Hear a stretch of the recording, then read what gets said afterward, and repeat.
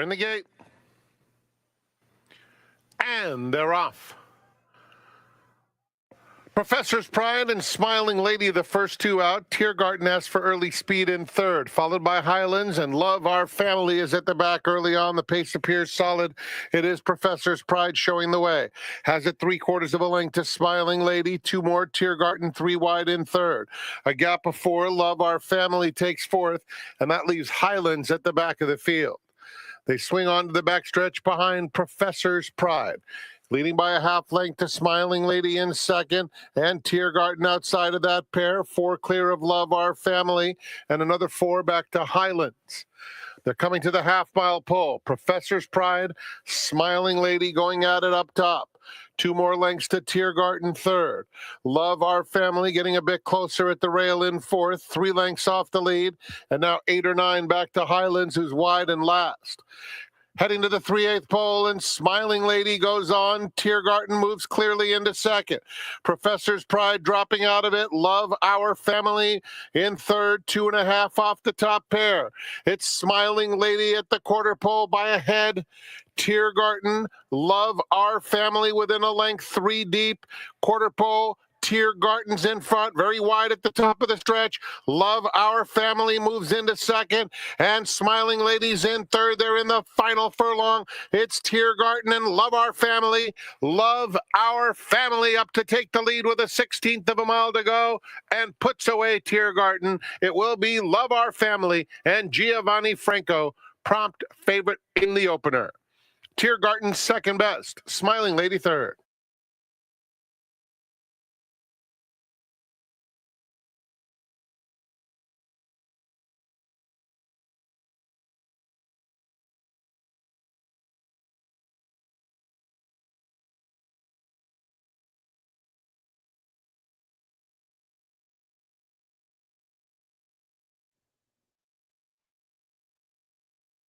In the gate.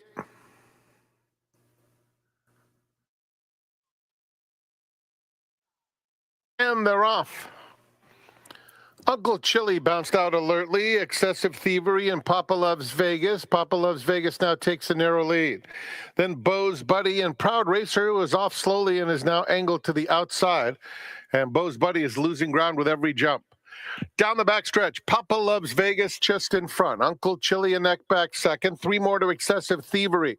A gap of 5 to Proud Racer and a distance to Bo's Buddy. Around the far turn, Papa Loves Vegas is the leader. At the rail, Uncle Chili keeping pace. They pass the 3/8 pole together, and now Uncle Chili asserts himself and takes the lead.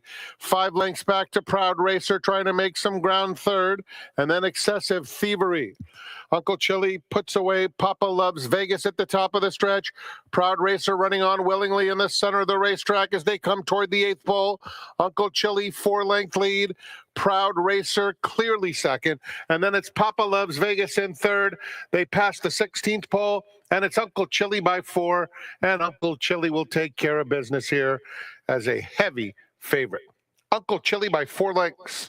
Proud Racer second, at least 8 or 9 back to Papa Loves Vegas.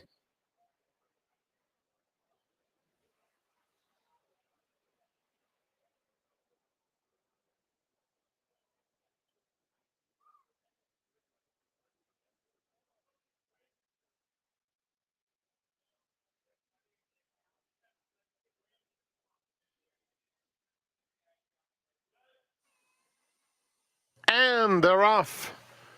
And Far Western had a beautiful start. Whiskey in a Teacup came away with good speed. Outside of them, Winds of Freedom is now right up and on the pace. And Panuco is fourth, but just 3/4 of a length off the front running Winds of Freedom, who is now matching strides with Far Western. And now they're joined by Panuco, 3 right across the track. That leaves Whiskey in a Teacup as the trailer now, 2.5 lengths off the lead. It's Winds of Freedom and Panuco who go on with it. 1.5 lengths, Far Western back to third. 3 lengths clear of Whiskey in a Teacup. Winds of Freedom, a neck in front. At the rail, Panuco, Far Western will try to re-engage while 3 wide as Panuco is game along the inside, and Panuco is the one to beat at the top of the stretch, cuts the corner and opens up on Winds of Freedom. Here's Far Western now moving into second, a long way to Whiskey in a Teacup. They're inside the final eighth of a mile, and Panuco has a 3-length lead. Far Western is second and trying his best, but Panuco too strong. Panuco wins it by 2. Far Western second, photo for third, Whiskey in a Teacup, and Winds of Freedom.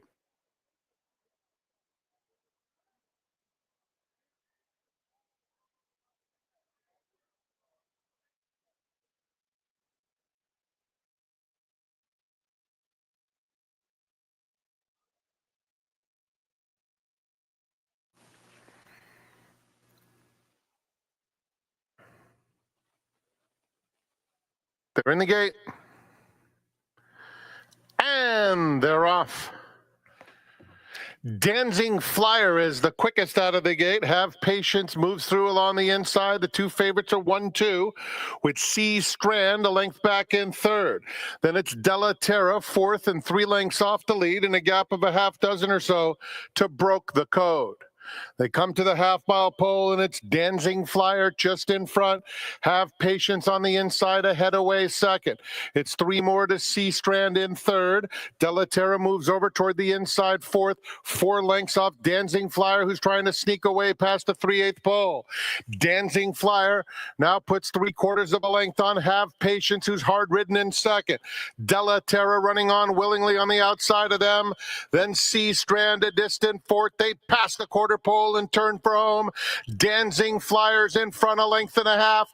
On the outside, Della Terra moves to engage in second and Have Patience at the rail. Final furlong. Dancing Flyer asked to finish the job. Della Terra is going to test her late. Dancing Flyer, Della Terra, Dancing Flyer fires at first asking and wins it a length and a half.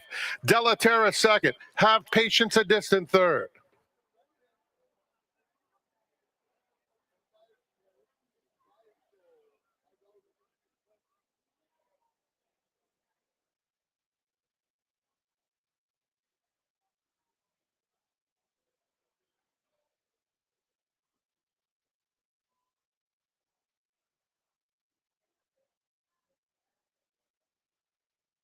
In the gate. And they're off.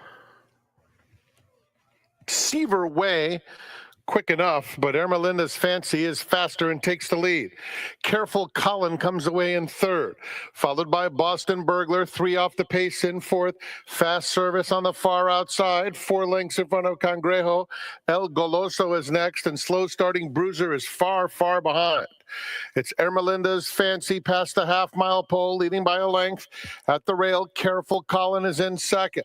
Then Seaver Way in the green colors racing in between horses. Boston Burglar has lost a little bit of ground, passed now by Fast Service, who's up to take fourth. Then Cangrejo and El Goloso. Approaching the quarter pole, and it's Ermelinda's Fancy leading the way by a length, chased by Seaver Way in second. Ermelinda's Fancy just drifting a touch at the top of the lane. Behind them, Careful Colin at the rail in third, and they're followed by Cangrejo trying to move up a bit between horses. Inside the 8th pole, Ermelinda's Fancy straightens up and waves goodbye. 4-length lead and home free. Ermelinda's Fancy in front-running fashion under Asa Espinoza. Second went to Seaver Way, fending off Fast Service, and Bruiser was so far back and made it all the way up full of energy into fourth.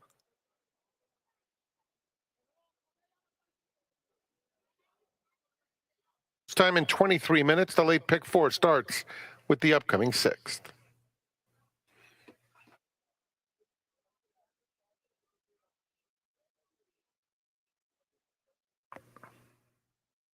In the gate.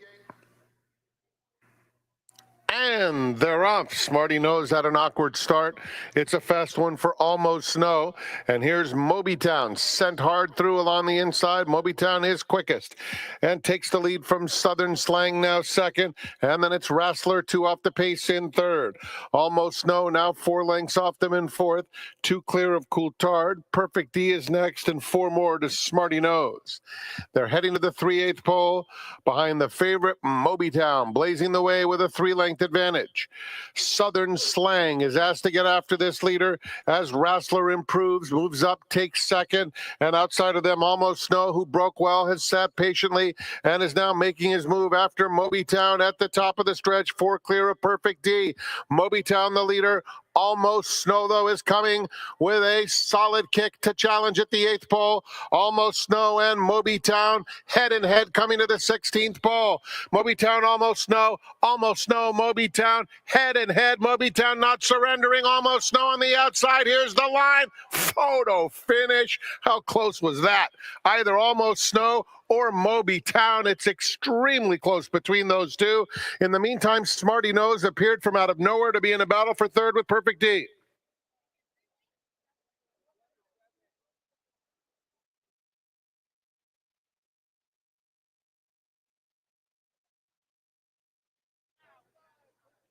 Going in the gate.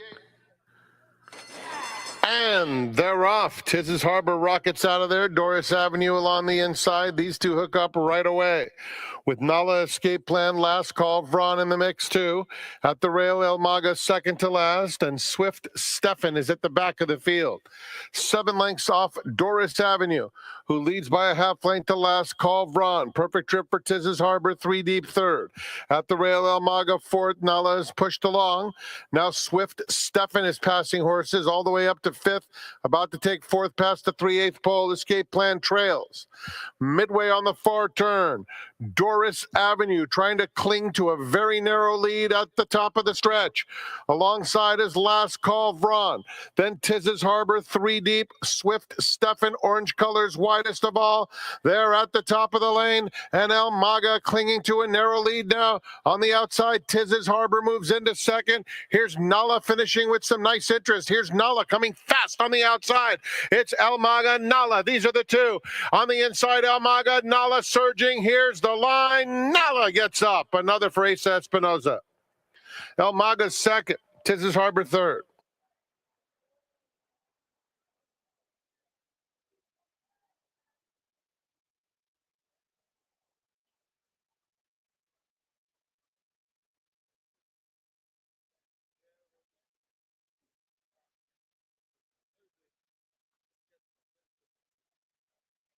Luck in your new career.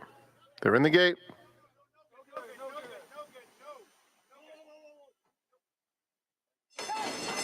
And they're off. Very awkward start for Chasing Money, who is far, far behind.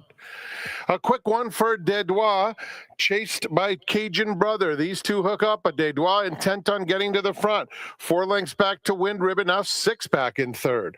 Then Otromas, Bear Hunt is next. It's a gap of 5 back to Come Out Fighting, who is racing. Come Out Fighting some 12, 15 lengths off the lead. Another length and a half back comes Kahuna Magic, and Chasing Money at the back of a strung out field past the 3/8, and Cajun Brother pounces on Dedois. Dedois on the inside, though, still hanging tough. Cajun Brother alongside second. Wind Ribbon is starting to pick up some momentum, 3 off the pace in third.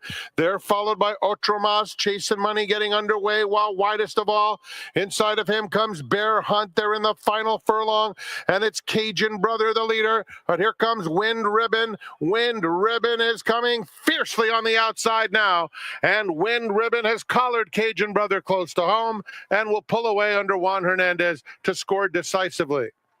Cajun Brother second best. Kahuna Magic finished with energy third, then Dedois.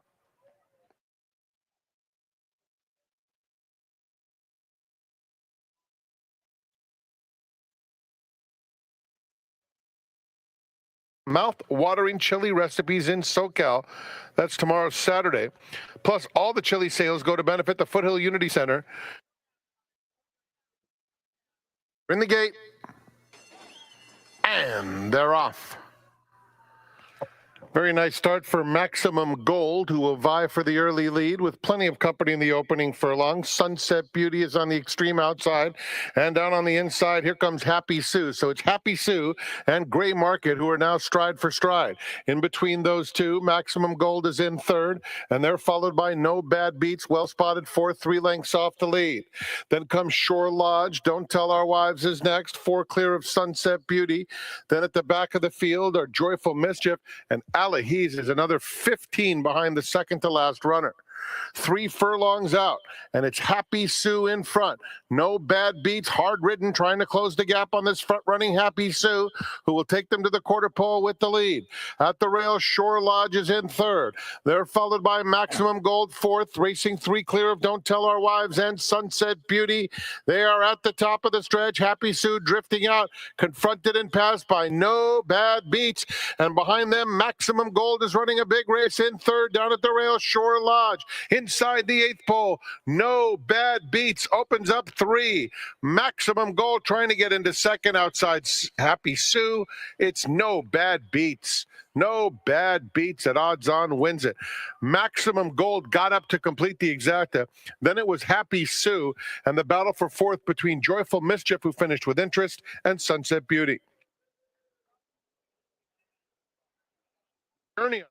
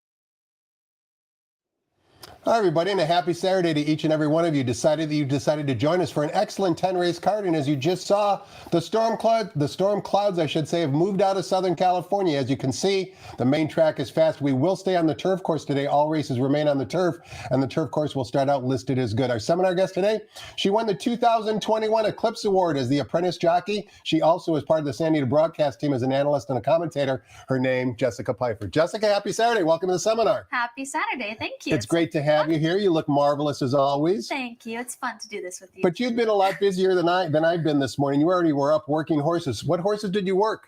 Oh, a lot of them this morning. How many? I think I got on 8 or 9 Wow, this morning. that's a busy morning. It's a usual morning. What time did you get here? 4:30. 4:30 in the morning. What time did you wake up? 4:15? No, come on. It takes me a little longer than that, but I got up at 4. So of the 8 or 9, maybe what were one or two that stood out that really worked well and caught your attention? Well, Copian is very nice. My baby. Yeah, Copian just won the grade 2 Santa Monica. Also won the grade 1 La Brea opening day. Why do you think she's become such a talented sprinter? She's now 3 for 3 around one turn. Of course, her last 2 races have been the best 2 races of her career. What's been the turnaround? She's always been talented. Okay. There has been no turnaround. When she first came in as a 2-year-old, I told Richard, this is the one. This is the one you need to look at. And what was it about her that you knew that right away? Like, is it just the way they move so effortlessly? Like, what is it that you know that we can't see watching workout tapes? She moves effortlessly, but the class is what she really has. And I was lucky enough and blessed enough to ride Omaha Beach for her sire. And I can tell you every Omaha Beach that I've gotten on has just taken his mental qualities and ran with them. She's just so classy. She has so much effortless qualities in her that just make her amazing. And like I said, when she was a 2-year-old, when she first came in, I was obsessed with her. And so I'm so happy to see that she's just gotten the time she needed. She's developed. She's grown, and Richard's done a great job with her. You mentioned mental attitude in class, and I want to just dive a little bit deeper into that. Mental attitude, what does that mean? Like, how do you explain that to us? Is she just cool around all the other horses? Is she cool whenever you want to get on her back? Like, what is it about her that kind of captures your imagination? So the first real classy horse I ever got on, I can say, is Omaha Beach, because you would just get on top of him and you'd feel like you were on a different animal. I mean, kind of like a Maserati if you were driving a car. Exactly. If you went and turned on a Maserati, you hear that sound. That's exactly how you would feel when you just sat on Omaha Beach. He would go stand on the corner. He'd look at everything.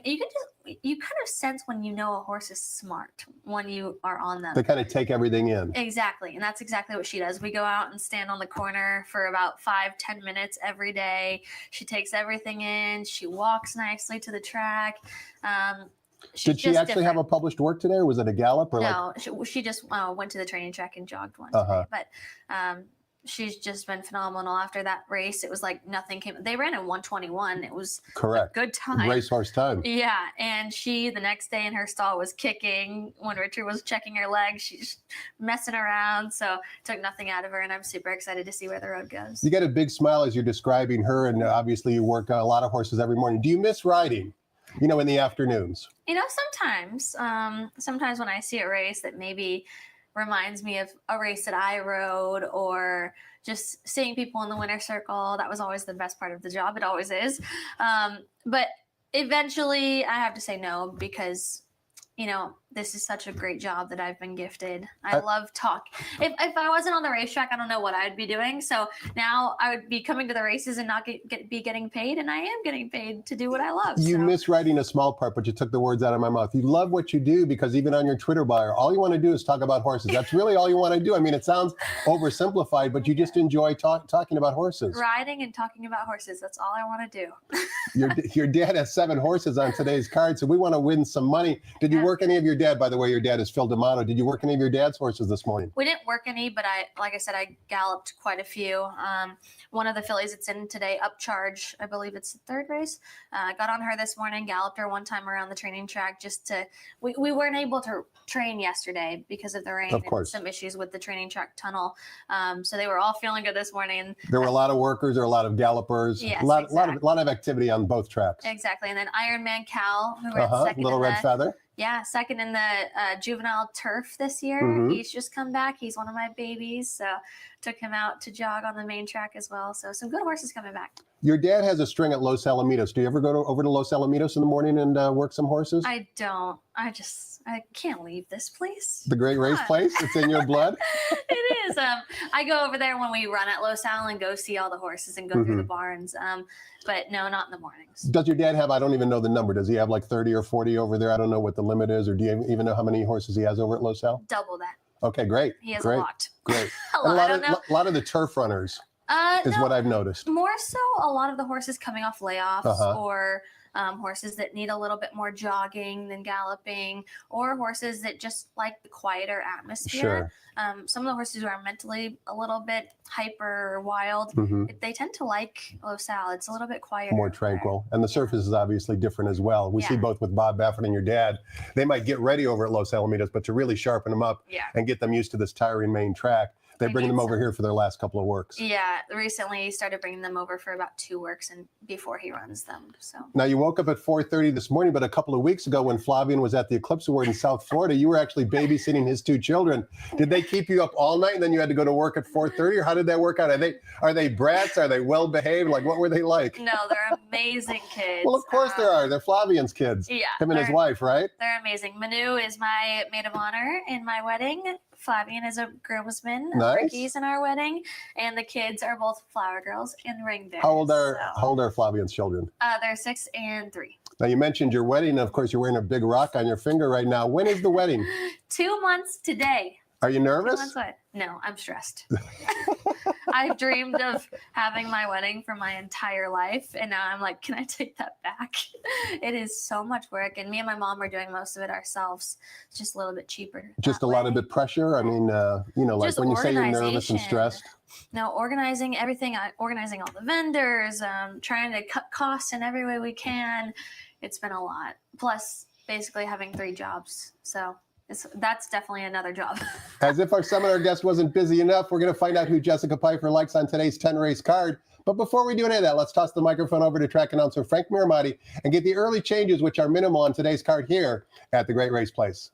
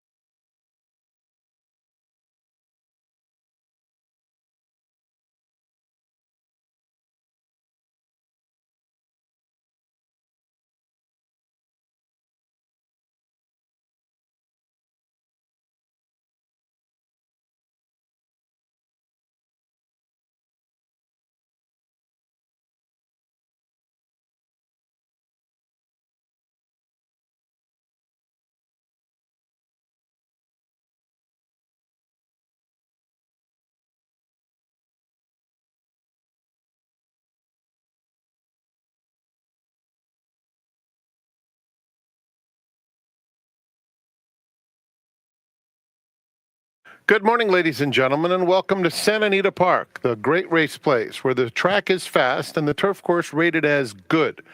The rail on the turf is at 0 feet. Here are the early changes. In the first, scratch number 7, Pavel is appealing. First race, of course, starts the early pick 5. In the second, just blinker notes, early pick 4 begins. There are no changes in race 3. In the fourth, we have a blinker note and a middle pick 4 that starts. Fifth race, blinker notes, and the start of the $2 pick 6. Sixth race kicks off the late pick 5. Number 4 sees the image, 1 pound over. Seventh race is the grade 3 San Marcos Stakes. Scratch number 4, 911 Turbo, the all-turf pick 3 on races 7, 9, and 10, starts with race 7. No changes in the 8th. Started the $3 late pick 3. Just one blinker note in the 9th. $5 late double begins with race 9. And in the 10, scratch 2, night out, scratch 4, 6 Magpies. Super high 5 over. No one hit it yesterday with a big favorite on top, $11,243 in the carryover for the finale. Enjoy your afternoon here at Santa Anita Park, where we offer the Coast to Coast Pick 5 Fridays, Saturdays, and Sundays. It starts today with Gulfstream's 10th. Let's go back to Quigley's Corner. His special guest today is Jessica Pyfer.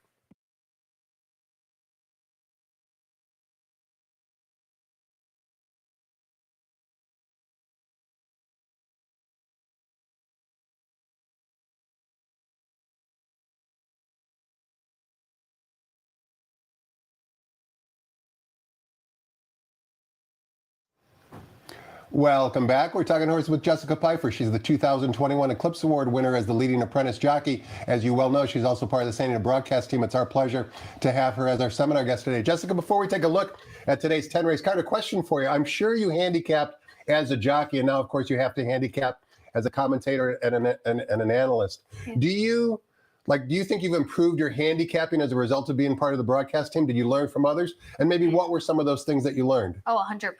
I learned so much. I feel like handicapping, I had to learn how to handicap as a jockey for sure. And a lot of the jockeys, including Ricky Gonzalez, my fiance, taught me how to do that. Who's on your inside? More so jockeys, I feel like, a lot rather of the than the time. horses. Yeah. Tendencies and things like that. Who's going to go to the front? Who's more aggressive? Exactly. And I loved watching replays, especially of works or races, to see how the horses broke inside or outside of me. So I know if they have a tendency to break out or in. I thought that was one of my main tactics that I used that I loved. But once I became a part of the broadcast team, I definitely had a lot of help from Michelle, Zoe, Millie, Pete on things that I didn't know to look for from before, such as I feel like conditions is one of the things that I never really got taught. Michelle, is great at that. So she's helped me a lot about that. A lot of the time, like first time against winners. That's one of her things that she doesn't necessarily like. As a jockey, I would never look at that. I would just look at how the horse ran last time or if it went to the lead or not. So a lot of things that I had to learn. Does Ricky ever get mad at you for spending so much time handicapping? No. No? He probably learns a few things from you. I don't know. He thinks he's the best handicapper and the best at everything. So. Don't we all? Don't we all? That's for sure. Let's take a look at today's 10-race card, Jessica. Kicking things off in race number 1, which of course begins the popular 50-cent early pick 5. We're on the turf course today. The turf is listed as good. The rails are at 0 feet. In race number 1, we're sprinting 6 furlongs in the flat turf course. This race is for 3-year-old filly Calibreds, non-winners of one other than one scratch the 7. Leaves us with a field of 8. The morning line favorite in the current betting choice at 6-5 is Nell's Legacy. Trained by her dad, Phil D'Amato, of course. Last time out, had a bit of a trouble trip, I would say, breaking from the rail. We're going to watch the replay.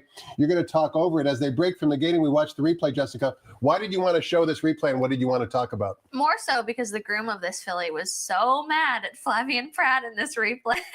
She came, you don't realize how much grooms and hot walkers of their horses, they really care and they really pay attention. And she had a little bit of trouble here. She broke from the rail. She broke from the rail, the number 1 here in the green colors, really well. Flavian put her right up there on the lead. She crossed the dirt really nicely.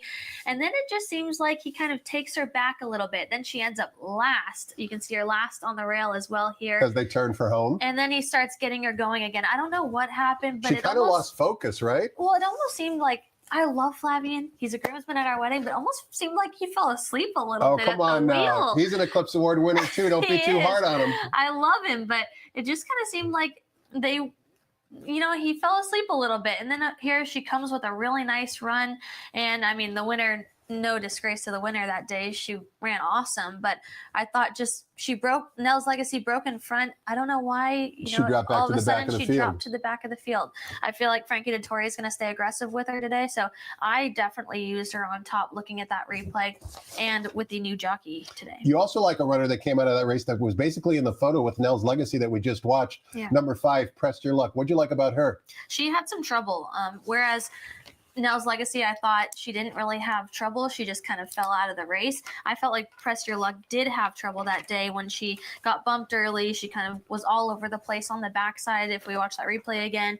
And she came flying at the end and almost beat Nell's Legacy, who I thought had a better trip. So press your luck. I definitely would use those two coming out of both of the same race. 3 and 5 for Jessica Pyfer. So says she in race number 1. Let's find out who she likes in race number 2, which begins the 50-cent early pick 4. This race is restricted primarily to Northern California horses. That's because we're sprinting 6 furlongs in the main track. For maiden claiming, fillies and mares in for an $8,000 tag, a field of 7.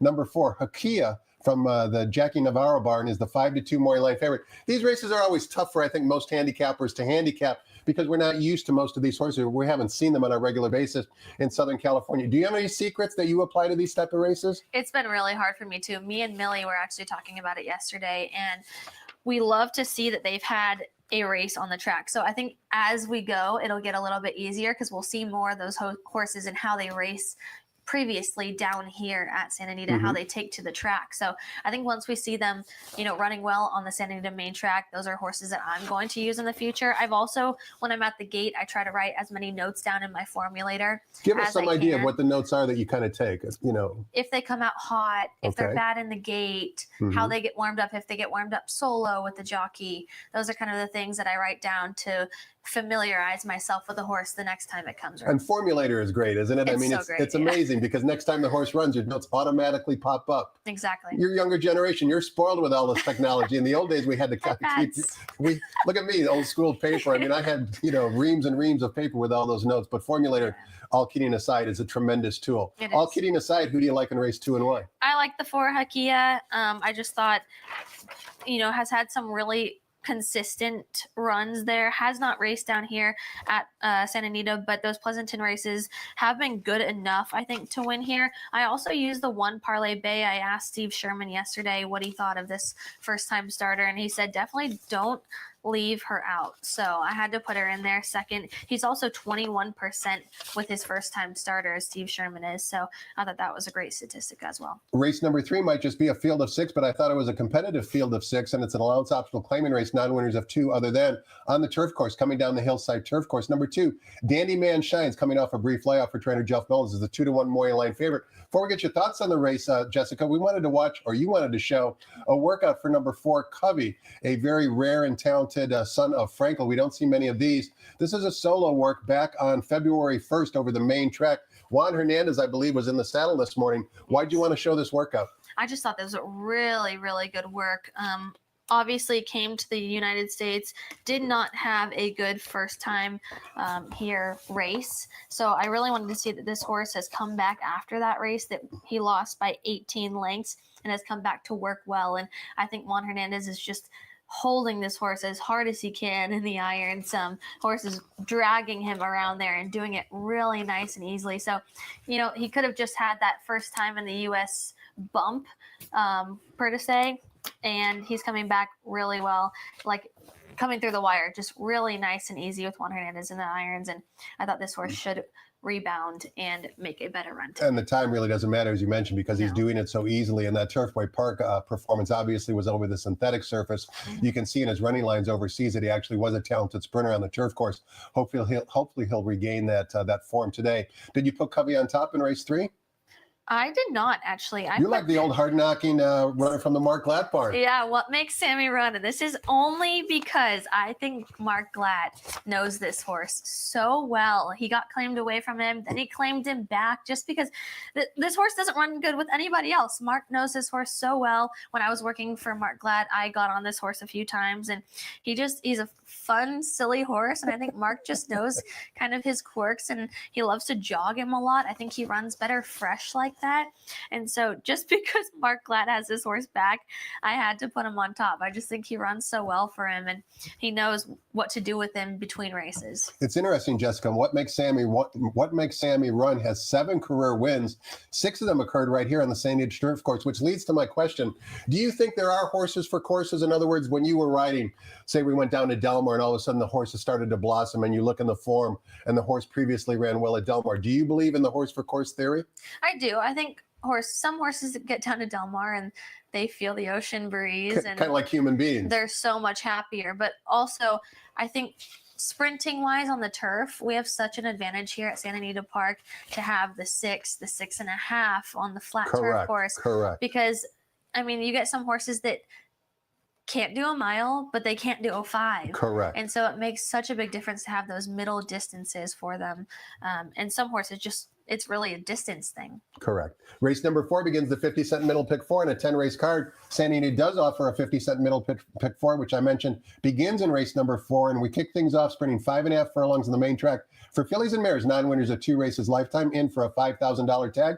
Again, primarily restricted to Northern California horses. The runner on the bottom, number 7, Magic Wander, is the 2-1 morning line favorite. 7 ways you can go here, Jessica. Which way are you going and why? I went with the number 5, Shadowed Thoughts, in here. This was one of the tricky races that I had with, because I don't have any previous notes from any of these horses. Not many of them have run at Santa Anita or have run well at Santa Anita. So I had to go with a newcomer in here, and I just thought Shadowed Thoughts, has been consistent her entire year and her entire career. So Magic Wonder in the number 7, the favorite, yes, did run okay here at Santa Anita last time, but has not been as consistent as I think Shadowed Thoughts have been. I found myself really with these Northern California horses looking to consistency. 5 and 7 in race number 4. Before we take a look at race number 5, Jessica, question for you.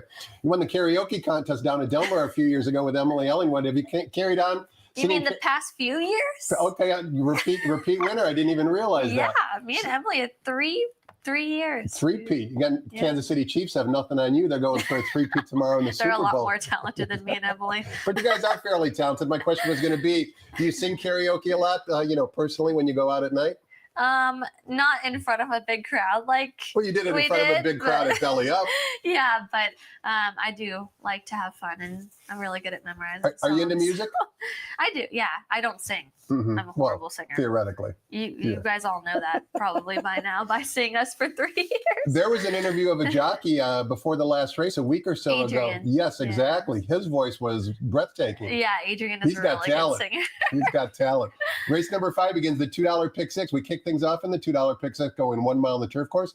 It's for fillies and mares. It's a starter optional claiming race. We've got a field of 9. The morning line favorite down on the rail, number 1, Certitude at 5-2. However, your dad runs 2 in here, number 3, Upcharge, as well as number 7, Step It Out. I know personally, because you told me before her debut that you really liked Upcharge. She finally broke her maiden. Now she takes the next step forward. Do you like her in today's race? I love her today. Now she's first time against winners. You could say that she might have a difficult trip against some horses who have won for maiden special weight, state bred in here, but I think Upcharge is just training phenomenal coming into this race. I get on her every day. I was going to say, you've been working her in the morning since her last race. Yeah, I get on her every day since she's come in. That's how I knew to tell you that I loved her so much when she ran her first race.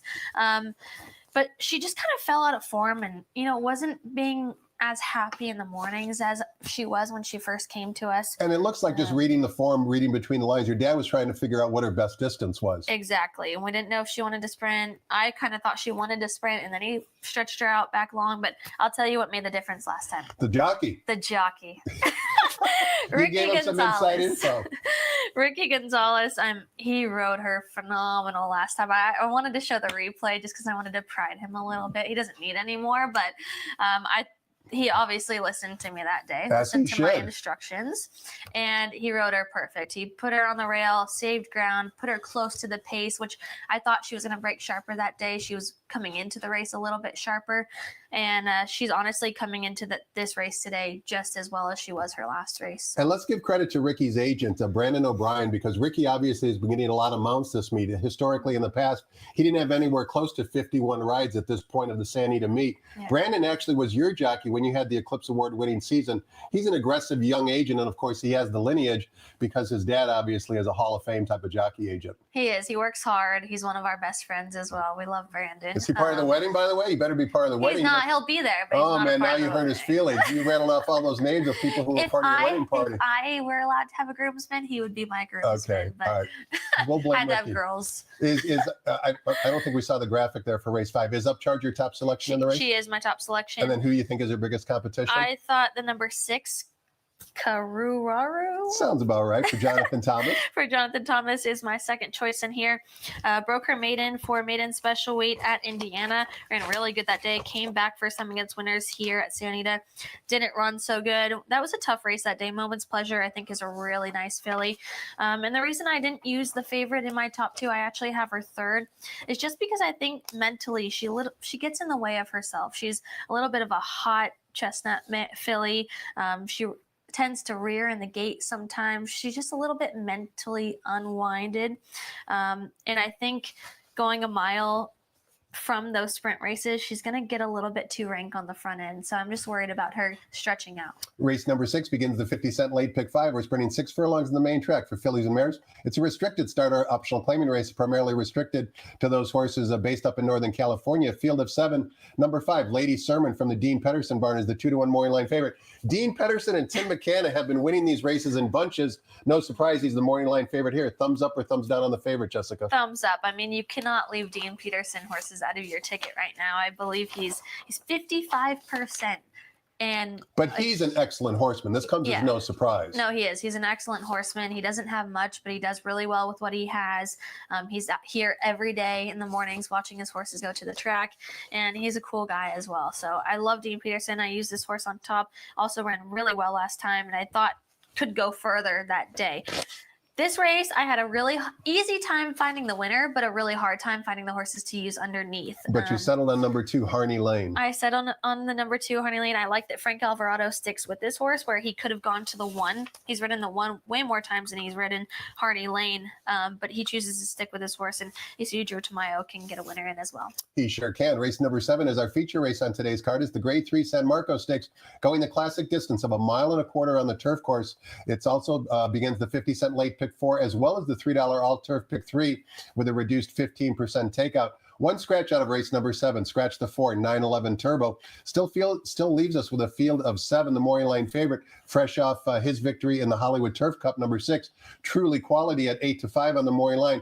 A number of these runners exit the Hollywood Turf Cup, including Dicey Mochera, Truly Quality, Divine Propos. We want to show a replay of the Hollywood Turf Cup, primarily focusing, Jessica, on Divine Propos, who in this replay is going to be wearing saddlecloth number 4 with Umberto Rispoli in the saddle. Let's pick them up basically on the far turn in this marathon race down at Del Mar on November 27th, the Hollywood Turf Cup. You can see right there, Divine Propos down on the rail wearing saddlecloth number 4. Gets in all sorts of trouble, but you know better than I, because this is a runner trained by your dad. Well, he was on the rail. The number 6 horse is obviously getting tired and coming out of it. So Umberto Rispoli has to kind of go around him, and then he just finds himself stuck. Nowhere to go. The horses on the outside make a big run. The horses on the inside are kind of slowing down in front of him, so he has nowhere to go. He finally kicks to the rail and then finds a clear path, and by then it's just too late. Boundikov on the outside has already made his move. Truly Quality comes in between horses, who's also in this race. But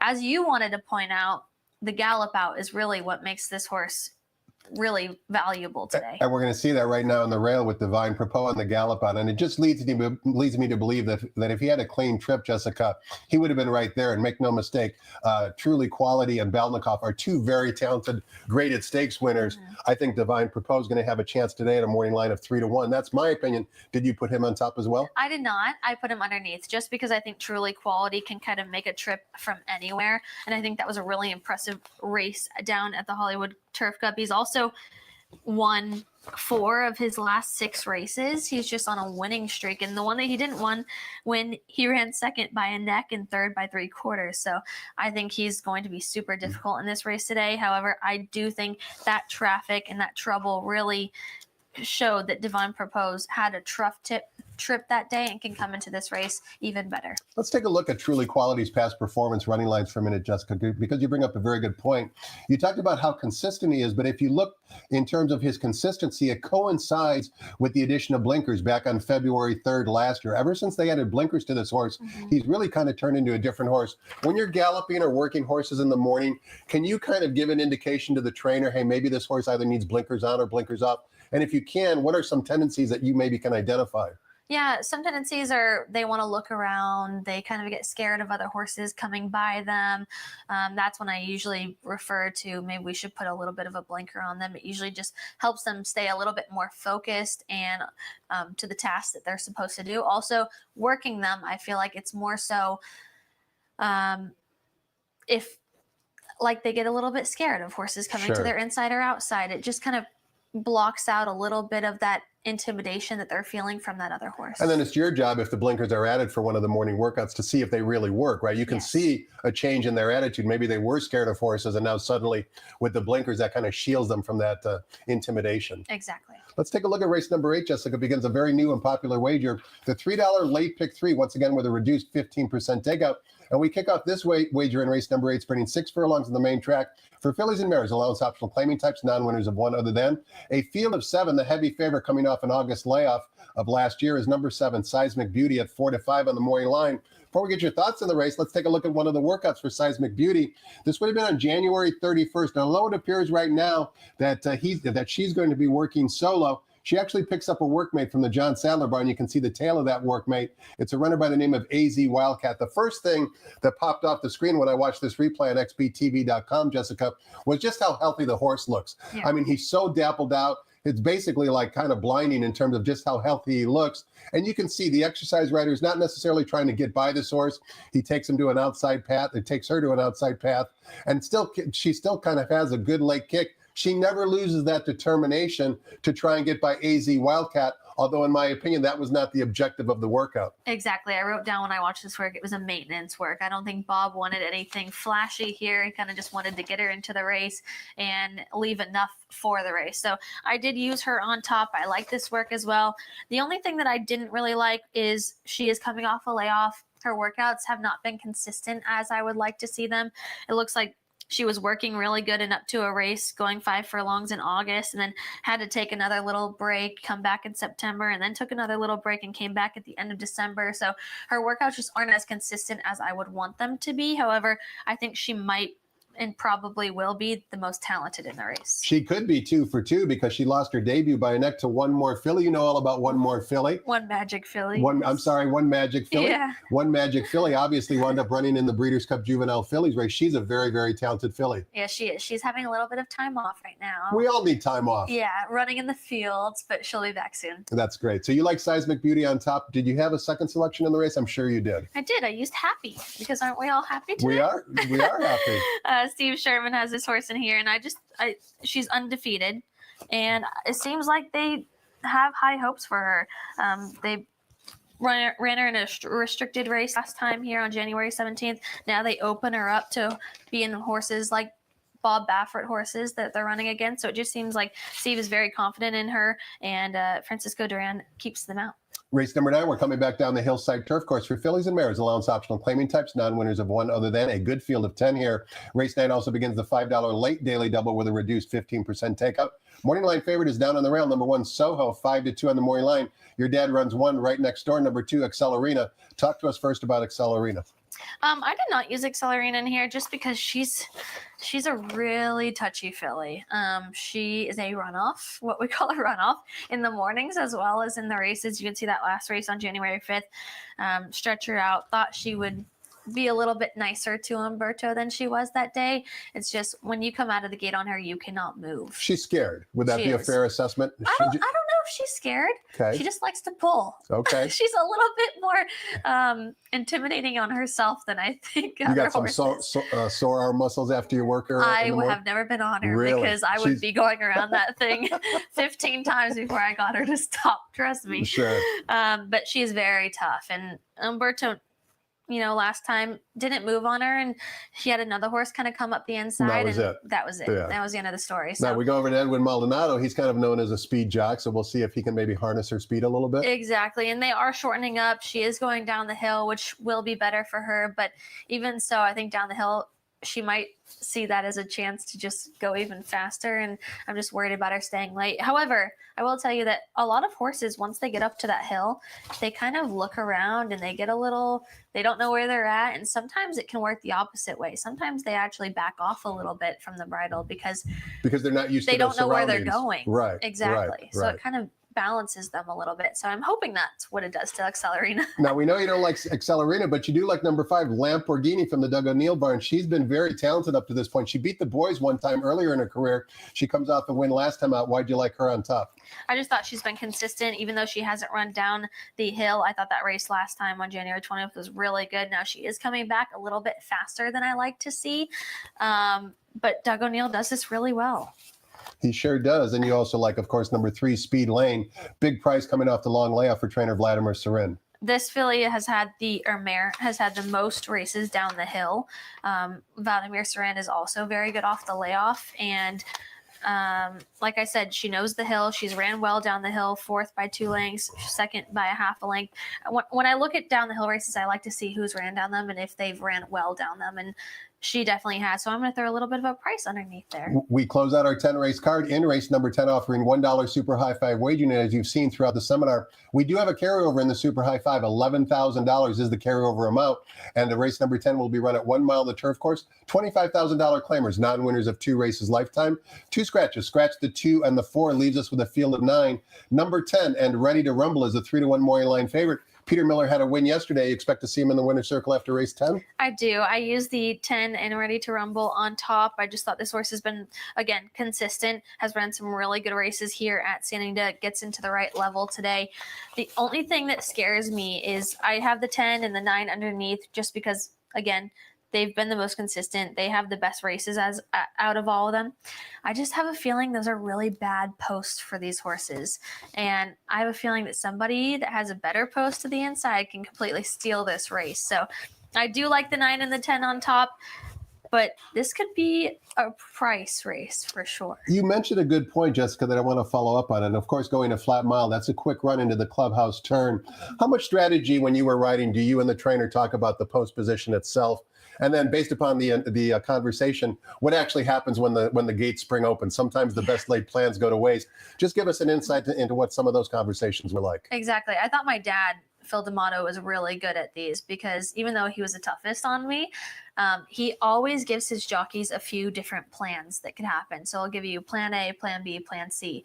And that really helped me because I was able to hopefully go to plan A, but when it didn't work, Sure. I'd be like, oh, this is plan B. We got to do this. So it wasn't just one plan, it was multiple plans based upon what happened at the beginning of the race. Exactly. And that really helped me in the race. Let's say plan is to break and go the lead. But if that doesn't happen, let's do this. And then you already have it in your head. You don't have to think on the fly, okay, what am I going to do now? You already know what you're going to do. So that really helped. Your dad sounds like a good handicapper as well. He is. Does he taught you some few nuggets about handicapping as well? He has, yes. He is actually a very good handicapper. You know, we always typecast like Edwin Maldonado's a good speed jockey, and of course your dad's a very talented turf trainer. Where do how did that all come about? In other words, he worked a long time for Mike Mitchell. Mike was good both on dirt and turf. Does success beget success? In other words, everybody knows he's a great turf trainer, so they send him turf runners. Yeah. Does it kind of just become a self-fulfilling prophecy? I definitely think it does. Yeah, we have most turf horses and he's done really well with them. He knows how to train them, but I think he can really train anything. I mean, he learned from Mike Mitchell, who is one of the best claiming trainers. Absolutely. Now, we don't get a lot of owners that want to claim because Correct. they all want stakes horses and grass horses and all that. But I think if he wanted to, he could be a great claiming trainer as well. It's just kind of what you're given, and you have to make the best out of that. And he has. Jessica made the best of the last 40 minutes, that's for sure. It's an honor to have you on the seminar, Jessica. It's also an honor to have you as part of the broadcast team. Congratulations on all your previous success, and of course, nothing but the best of luck going forward, including your big day 2 months from today. Thank you. Thanks to all of you for watching as well. One more wager to consider in your wagering options for the afternoon, and that would be the $1 Coast to Coast Pick 5. Did you see the results of last week's Coast to Coast Pick 5? Specifically, Friday's paid $7,000, last Saturday's paid $9,000, and last Sunday's paid in excess of $20,000. That's for a $1 wager with a 15% minimum. And as you can see, it's computer-assisted wagering free. It's just available to the regular Joe and Joannes like me and you playing on a day-to-day basis. So a $1 base bet, Coast to Coast Pick 5, 3 races from San Anita today as part of the sequence. We kick things off for the Coast to Coast Pick 5 in Gulfstream Park, race number 10, post time 1:49 p.m. Pacific time. Thanks so much for watching, everybody. Hope you have a great afternoon and good luck.